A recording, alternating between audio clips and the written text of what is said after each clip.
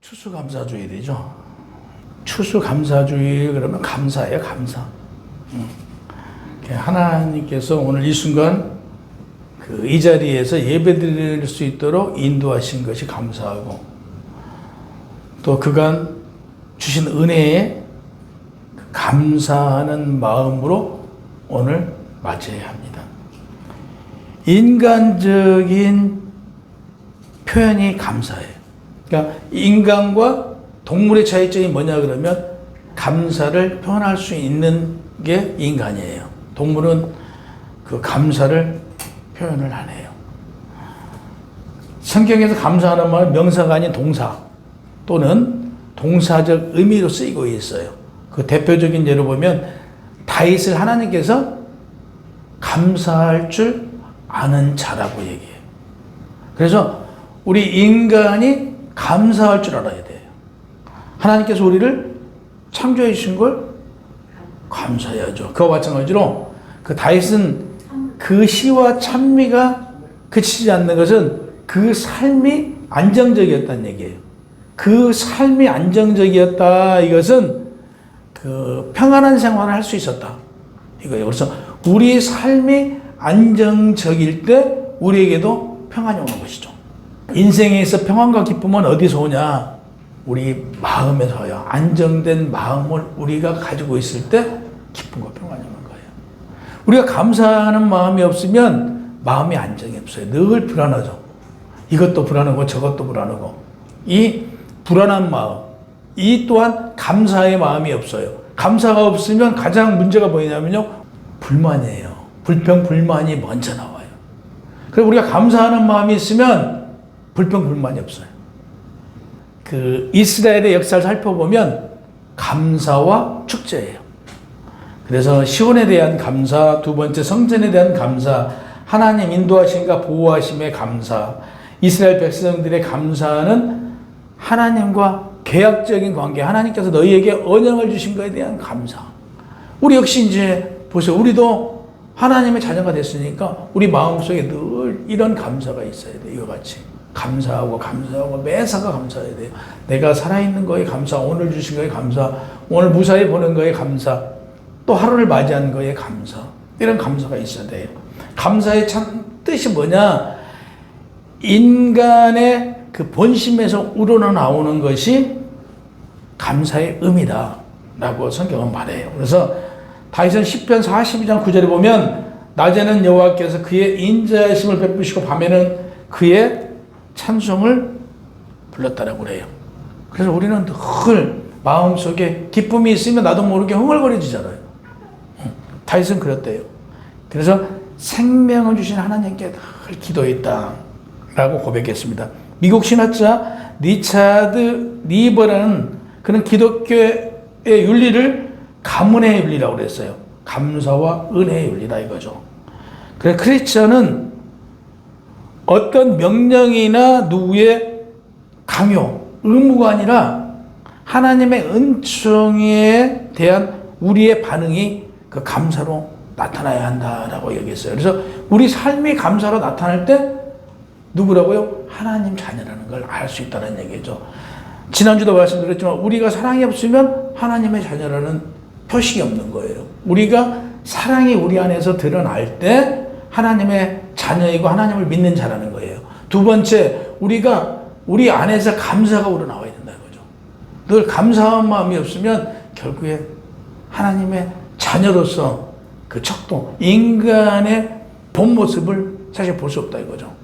사실 우리의 삶이 결코 만만치 않아요.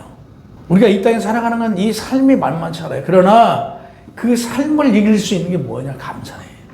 그게 감사하는 마음이 있으면 이길 수 있어요. 자, 이 감사가 하나님의 아들 예수가 골고다의 언덕길 가면서 얼마나 고통받았어요. 얼마나 힘들었어요. 그는 이겼잖아요. 우리가 예수님께서 가시관을 쓰고 그들한테 조롱당하고 멸시당하면서도 그분이 그걸 못 이겨서 견딘 거 아니잖아요. 그분이 그렇게 견딘 것은 우리가 그의 삶을 보고 본을 받으라는 얘기예요. 또 우리가 이 세상을 헤쳐나가지 못할 때 우리가 흔히 그러잖아요. 죽기만큼 힘들다라고. 죽기만큼 힘들대요. 근데 예수님 보세요. 누구를 위해서? 나를 위해서. 십자가에 죽고 우리 생명을 주셨단 말이에요. 근데 내가 뭘 죽기만큼 힘들어요. 그분이 죽고 우리에게 생명을 주셨는데 그만큼 예수 그리스도가 십자가의 죽음을 생각하면 어려운 게 없다. 능히 이 땅을 이기고 남는다 이거죠. 그래서 전 그런 얘기를 가끔 드렸습니다만은 죽을 힘이 있으면 그 힘을 가지고 열심히 더 살아야죠. 그러니까 죽기로 작정하고 어떤 일을 하는데 안 될 일이 어디가 있냐 이거죠. 죽기로 작정하고 일하면 다 이길 수밖에 없어요. 세상 어떤 것한테 질 게 없어요. 그래 나 죽여. 나 죽을란다 하고 대드는데 그 사람을 이길 사람은 없어요. 그만큼 우리가 예수께서 우리를 위해서 그 생명을 바친 걸 생각하면 우리도 누구를 위해서 우리의 형제와 이웃에 대해서 내 목숨을 바치겠다고 생각하고 나가는데 능히 못 이길 일이 뭐가 있어. 다 이겨요. 그러니까 하나님의 인자심과 우리가 받은 은혜를 생각하면요. 우리 일상 생활에서 작은 것도 감사할 수밖에 없다. 감사해야 된다. 추수감사절은 이스라엘 백성들이 받은 은혜에 영원히 감사하기 위하여 지키라고 한 거예요. 그 3대 절기가 유월절, 무교절, 맥주절, 칠칠절, 수장절, 감사절. 이게 무슨 얘기냐 그러면 핵곡식. 우리가 맥주절에는 보리. 오늘 추수감사절에는 우리로 말하면 그 별을 베어서 우리가 첫 수확이잖아요. 별을 베어서 이제 곡간에 들이잖아요. 이때 우리도 그 첫 수확한 걸 예전에는 이렇게 이웃에게 주기도 했고 어른들에게 제사를 했던 우리 풍습이 있었어요. 우리도요. 이와 마찬가지로 이스라엘에는 하나님께 첫 수확을 거두어서 하나님께 드리는 그런 의미죠. 그래서 수확의 기쁨을 표현하는 절기가 추수감사절이다. 그래서 1920년 신앙의 자유를 찾아서 청교도들이 그 5월의 꽃이라는 그 이름을 가진 메이플라워를 타고 미국으로 가잖아요. 오늘날 미국으로 가는데 이게 자그마치 66일간 사투 끝에 간 거예요. 그러니까 바다 위에서 66일간 많은 사람들이 죽잖아요. 그리고 가서 농사를 질 수 없었잖아요. 농사를 알아야지 죠. 농사를 인디언들의 도움을 받아서 농사를 짓게 되고 그 농사를 지어서 감사함을 하나님께 드렸던 게 계기가 되는 것이죠. 이때가 1621년. 그래서 17세기 후반에 이 추수감사절은 코네티켓주와 매사추세츠 주에서 시작이 돼요. 이게 이제 시작이 되면서 이게 알려지면서 다른 주에서도 추수감사주의를 지키자. 이게 관습이 되었던 것이죠. 그래서 추수감사절은 일반적으로 그때는 목요일 날 드렸어요. 목요일 날 드렸던 것은 강연이 굉장히 많았대요. 당시에. 그래서 목요일 날 강연이 많으니까 이날 추수감사제를 지냈어요. 그래서 추수감사제를 지내면서는 어떤 의미였냐면 추수감사제를 지내면서 헌금을 했어요. 그 헌금을 받은 걸 가지고 어려운 이웃들에게 도움을 줬던 거예요. 그래서 그 경제적으로 어려운 분들한테 그 나온 헌금으로 이웃들을 찾아가서 도와주고 이런 의미로 시작됐어요. 그렇잖아요. 겨울에 못 먹고 살잖아요. 지금이야 문명이 많이 발달돼서 먹을 게 풍성히 남아 돌지만 우리 같은 경우에는 지금도 아프리카 쪽에는 먹을 게 없어요. 그들에게 나누는 그런 행위로 시작되었었다. 1980년대에는 사라 요셉 파엘이라는 여사가 추수감사절을 11월 마지막 주에 드리자라는 이런 운동을 이제 펼치기 시작해요. 그래서 링컨 대통령한테 편지를 보내죠. 그때가 1863년 9월 28일에 이 서신을 보내요. 그래서 링컨 대통령이 연례적인 절기로 공포합니다. 그래서 1863년 이후에 모든 대통령은 링컨의 전례를 따랐으며 행정부 일을 뒷받침해 줬어요. 그래서 지키게 된 거예요. 다시 얘기해서 이건 지금 미국이 지킨 오늘 추수감사절을 우리가 지내고 있는데 이게 성경에 나와 있는 이런 추수감사주의라고는 약간 다르다. 미국의 그 전례다. 이렇게 보시면 돼요. 그래서 성경에서는 오늘을 그 애굽에서 종살이를 하고 나오게 된 이날이 유월절이에요. 애굽에서 탈출하면서 그들이 가져올 게 아무것도 없었어요. 아무것도 없이 먹고는 살아야 되잖아요. 그래서 먹을 것이 양념이 되어 있지 않는 오늘날로 말하면 우리는 밀가루예요. 밀가루만 가지고 나온 거예요. 아무 맛이 없는 밀가루만 빚어서 구워서 먹었던 거죠. 이게 우리가 성찬식 때 먹고 있는 무교병이에요. 이걸 일주일간 먹으면서 너희 조상들이 애굽에서 탈출해서 행했던 것을 기억하라. 이래서 무교절. 근데 이제 우리가 통상적으로 6월절, 무교절을 이렇게 묶어서 하는 경우가 있는데 사실은 다른 절기예요. 6월절은 1월 14일 날, 또 무교절은 1월 15일 날 날짜가 달라요. 그래서 다시 얘기해서 신약에 와서는 예수님이 이제 붙잡힌 날이 1월 13일이에요. 그래서 십자가에 달린 날이 1월 14일. 그러면 1월 15일 날 예수님은 부활하시잖아요. 그래서 113, 114, 115. 그래서 이 날을 기념하는 날이에요. 그래서 성경하고 오늘 우리가 지금 이렇게 음식을 갖다 놓고 하는 날하고는 다르다. 그래서 이것은 미국에서 시작된 전례대로 미국이, 사실 우리는 미국의 신학이 그대로 들어와서 지키고 있다. 이렇게 생각하시면 돼요. 그래서 미국에서 진행했던 걸 우리가 그대로 받아들였죠. 그래서 우리나라는 11월 셋째 주일에 지금 지켜오고 있는 거예요. 그래서 오늘이 11월 셋째 주. 우리에겐 추석이 있어요. 추석이 전국적인 명절이에요. 그러면 추석이 과연 우리의 명절이냐? 아니에요. 이건 중국으로부터 온 거예요. 그래서 당시 중국으로부터 들어온 것이고, 그 서울 이남은 곡식이 많잖아요. 곡창지대는 이 추석을 굉장히 중요시 여겼지만 서울 이북, 서울 우측으로는 오히려 단오날을 더 큰 날로 여기고 행사를 했어요. 그래서 5월 단오가 굉장히 크잖아요. 그러면 어버이에게 효도해야 한다는 것은 어디서 나온 것이냐면 유학에서 가리키는 윤리와 도덕이었잖아요. 그러면 조상 앞에 제사를 지낸 것은 그 유학에서 나온 것이냐? 이건 알 수가 없어요. 정확히 알 수 없고요. 죽은 조상의 혼령을 이루하고 섬기는 사상은 샤머니즘적인 것이고요. 기복사상이라고 그러죠. 원시종교에서 온 거예요. 원시종교에서. 우리는 저희 어렸을 때도 뭐 그랬지만 지금 일본이 그러잖아요. 수만 가지 신이 있어요. 뭐 부엌에 가면 부뚜막신, 장독에 가면 장독신, 뭐 수만 가지 신이 있잖아요. 그래서 뭐 예전에도 한번 말씀드렸지만 참고적으로 우리가 그 묘를 가는 것도 조심해야 돼요. 묘를 가서 예를 들어서 누군가 박정희 대통령 굉장히 사모했던 사람이 있어요. 그분을 따랐던 사람이 거기 가서 대통령님 제가 요즘에 참 힘듭니다. 이 힘든 걸 해결할 수 있는 좀 해결 좀 해주십시오. 그랬는데 그 묘를 갔다 와서 우연치 않게 그게 해결이 됐어. 또 그 다음번에 좀 어려운 일이 생기니까 또 찾아가. 아니 제가 이번에 이런 일이 있는데 이런 것 좀 해결해 주십시오. 근데 또 우연치 않게 해결했어요. 이거 뭐예요? 내가 다른 신을 섬긴 거예요. 그게 이제 박정희 대통령이 신이 된 거예요. 예를 들면 신이라는 건 간단해요. 그렇게 하나님이 아닌 다른 신에게, 예를 들어서 우리가 뭐 정월 대보름에 저 달을 보면서 달님한테 뭘 빌어. 뭐 1월 1일 날 우리가 흔히 산에 가갖고 저 떠오르는 태양을 보면서 빌어. 이게 숭배예요, 이게. 그게 태양신이고, 이게 밤에 우리가 보름달을 보면서 비는 게 달에게 비는 거잖아요. 달신이 된 거잖아요. 이 신이라는 것은 아무것도 아니에요. 이렇게 된다는 얘기죠. 그럼 그들이 능력이 있냐? 전혀 능력 없잖아요. 전혀 능력 없는데 우리 마음속에서 우리가 그를 신으로 만들어버린 게, 내가 신을 만들어버리고 그 신을 섬기는 거예요. 그래서 일본에 수만 신이 있는 게 있다는 거예요.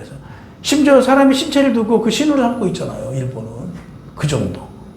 그래서 우리가 이런 거, 죽은 영혼에게 가서 제사 지내는 거, 그 무덤 앞에 가가지고 어찌고저찌 하는 거, 이거 조심해야 돼요. 이게 성경적으로 보면 이게 다 우상숭배예요. 그래서 나 외에 다른 신을 섬기지 말라 했는데 내가 가서 비는 것은 이미 내가 우상을 숭배하고 있는 거예요. 그래서 그 우상을 숭배하는 자들에게는 하나님께서 이사야 65장 8절에 보면 포도송에 있는 즙이 있으므로 사람들이 말하기를 그것을 상하지 말라, 거기 복이 있느니라. 내 종들을 위하여 그와 같이 행하여 다 멸하지 아니하고 좋은 포도가 열린 포도는 기쁨으로 거두신대요. 들포도는 열리면 뿌리까지 잘라버린대요. 이게 심판이에요. 어떨 때? 우리가 나 외에 다른 신을 섬길 때 하나님이 노하시고, 그러니까 예를 들어서 우리가 맛 좋은 포도나무가 돼야 되고 가지가 돼야 돼요. 그래서 우리가 이제 비유적으로 예수님은 포도나무라고 그러잖아요. 그러면 우리는 가지고 우리가 해야 될 것은 열매를 낳아야 되잖아요. 그게 복음의 전도란 말이에요. 그러면 좋은 포도가 열린 가지여야 되는 것이죠, 우리가. 근데 그걸 못하면 뿌리채 잘라버리겠다라고 말씀하세요. 그래서 이게 신앙생활이 굉장히 쉬운 것 같으면서 사실은 쉽지 않죠. 그래서 목숨을 버리면서 지켜온 분들이 있죠. 우리도 일본 천황이 그 당시 일제가 들어왔을 때 절을 하게 했잖아요. 그걸 안 하고 죽음을 당한 사람들이 있어요. 그 지키기 위해서. 또는 그들이 그래서 산속으로 들어간 거고, 그들 중에는 한국에 있지 않고 외국으로 나간 거예요. 숭배 안 하려고. 숭배하기 싫어서 외국으로 나가는 사람들이 많아요. 이제 그래서 우리나라 이제 교단적으로 보면 합동과 통합이라는 교단이 있는데, 합동교단 쪽이 지금 오늘날은 더 적은 교회들이 많잖아요. 예전에는 큰 교회들이 합동 측이었어요. 이들은 목배임 당했던 교단들이 합동 측이에요. 그리고 당시에 일제와 야합했던 교단이 통합 측이고. 그러니까 국가와 야합하면 어떻게 돼요? 통합 측이 커지게 된 거죠. 그래서 오늘날 통합 측 교회들이 큰 거예요. 합동 측 교회들이 대부분 그 이후에 컸기 때문에 큰 교회들이 좀 적어요. 근데 이들은 어디로 갔냐? 당시에 지하로 들어가고 산으로 들어가고 해외로 다 나갔던 거예요. 죽이니까.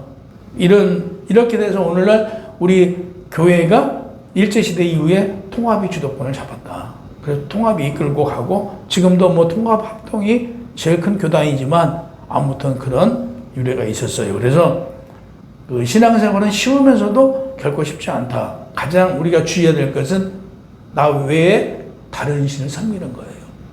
그래서 오늘 추수감사주의를 맞이해서 우리가 조심해야 돼요. 사람은 심는 대로 거두게 돼 있어요. 내가 세상 것으로 심은데 그걸 영적으로 받으려고 하면 그게 받아지겠어요? 내가 세상 것을 심었어. 근데 내가 영적으로 받으려고 그래. 이거 받아지지 않아요. 세상 것을 심었으면 세상 것으로 받을 것이고, 내가 영적으로 심었으면 영적으로 받을 거예요. 내가 사랑으로 그를 섬겼으면 그도 나를 사랑으로 섬길 것이고, 내가 그를 은혜 안에, 하나님의 은혜 안에 그와 함께 나누고 동행했으면 그도 나에게 하나님의 은혜 안에 같이 동행되는 거예요. 그래서 이런 거죠. 내가 세상적으로 바람을 심었어. 그러면 나에게 돌아오는 것은 30배, 60배, 100배로 돌아오게 돼 있어요. 그러면 뭐가 오냐면 태풍이 와요. 내가 바람을 심으면. 근데 내가 사랑을 심어요. 그럼 사랑이 30배, 60배, 100배로 돌아올 때 나에게 무엇으로 돌아와요? 사랑으로 돌아오죠. 그래서 우리는 심는 대로 거둔다. 그럼 내가 심어야죠. 무엇을 심어? 하나님 말씀과 사랑을 심어야죠. 그러면 그거 심는 게 나한테 30배, 60배, 100배. 그래서 내가 예를 들어서 우리 김 집사님을 위해서 기도했어. 김 집사님은 안 받아. 그 기도가 누구한테 와요? 다시 나한테 오는 거예요. 이거 똑같아요. 내가 누굴 위해서 기도를 하면 그 기도가 그에게 가지 않으면 그 기도가 30배, 60배, 100배가 돼서 나에게 돌아오는 거예요. 그걸 기도하는 거예요. 이와 마찬가지로 우리는 선한 것을 심으면 선한 것으로 내가 30배, 60배, 100배를 받게 돼 있고, 세상 것으로 심으면 세상 것으로 30배, 60배, 100배 받게 돼 있어요. 심는 대로 받는다. 그래서 경건하고 선한 것으로 우리는 심고 갖고 나가야 돼요. 그래서 오늘 추수감사주의를 맞아서 우리는 선한 것, 경건한 걸 심어서 많이 받아야 된다. 이런 말씀이에요. 6월절 유래는 이집트 노예 생활에서 탈출한 사건을 기념한 데에서 시작됐고요. 유대력으로는 1월 14일 아까 말씀드렸죠. 성경에 기록된 절기 중에 첫 번째 절기로서 봄절기라고도 해요. 6월절을. 고대 이집트에서 10가지 재앙 중 마지막 장자의 죽음을 피할 수 있었다. 그건 무엇으로요? 당시에 우리도 이런 유래가 있잖아요. 팥을 써서 뭐이라고 그래요? 꽃이래라고 그런가요? 이렇게.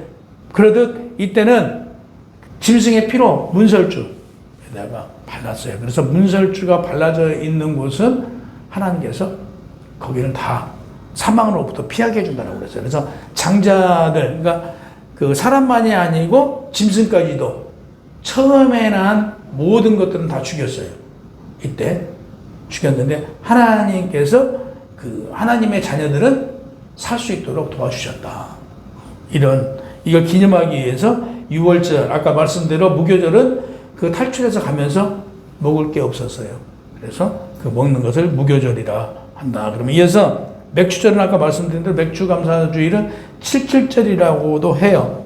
7절에서 49. 레위기 23장 15절에 16절에 보면 안식일 이튿날 곧 너희가 요제의 단을 가져온 날부터 세어서 7 안식일의 수요를 채우고 제7일 안식일 이튿날까지 합 50일을 계수하여 새 소제를 여호와께 드리라고 했어요. 그러니까 초실적 안식일로부터 49일을 세고 다음 날 50일째가 되는 날을 실질절이라고 그래요. 초실절은 첫 밀을 수확한 것을 7주에 거쳐서 이렇게 수확을 하는 거 봐요. 밀을요.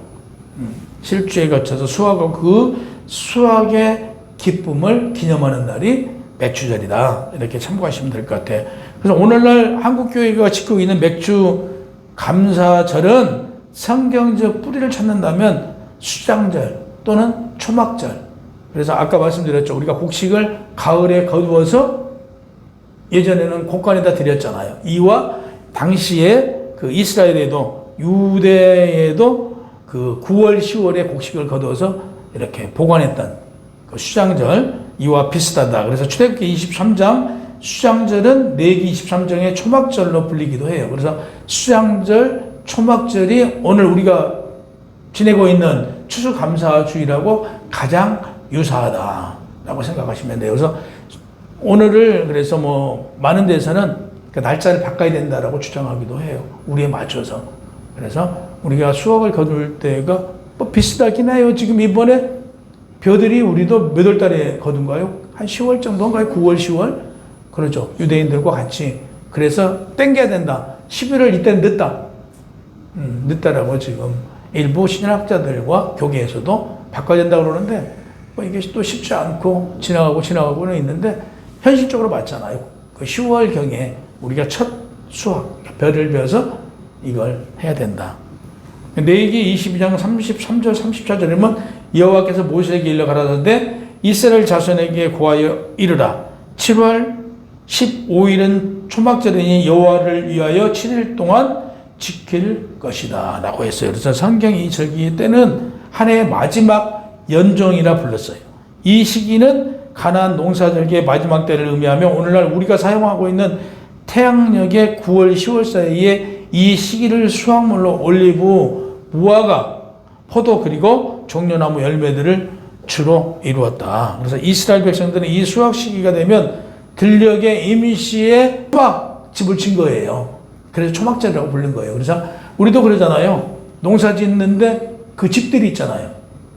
그 농장에 임시로 뭐 요즘에 우리 한국은 컨테이너를 갖다 놨더라고요. 그래서 거기서 그 바쁠 때는 먹고 자고 하면서 농사일을 하듯 이스라엘에도 농사철에는 이 초막집을 쳐놓고 거기에서 먹고 자고 하면서 농사를 했다고 해서 초막절이라고 불렀다.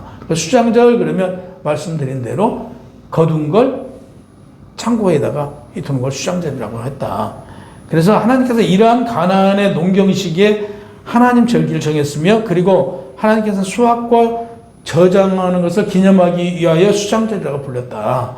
들에서 수확물을 거둘 때 그들은 일시적으로 거뒀던 장막을 통해서 출애굽 사건의 교훈을 가르치고 기념하여 이것을 초막절이라고 불렀대요. 그래서 이제 절기를 준비하는 우리는 늘상 예배에 참여하는 자세, 예배를 우리가 참여할 때 헛되지 않도록 참여하게 해달라고 기도하잖아요. 그래도 정말 신실한 마음으로 하나님 앞에 다가갈 때 이 진정한 절기의 의미가 아닌가 다시 한번 생각을 해봅니다. 오늘 추수감사주일은 우리로 말하면 그 벼농사 지은 걸 거두어서 하나님께 첫 곡식을 드리는 걸 추수감사주일이다. 이렇게 그냥 기억하시면 좋을 것 같습니다. 아무튼 추수감사주일을 맞아서 하나님께서 주셨던 거 우리는 그 준비하는 마음에 1년 내내 내가 감사하면 내 삶이 평화로워지고 내 삶이 하나님 앞에 영광될 수밖에 없어요. 불평불만이 없어질 수밖에 없는 게 내 마음에 감사가 있는 자들이라. 감사는 또 한 해가 되시기를 주님의 이름으로 축원합니다.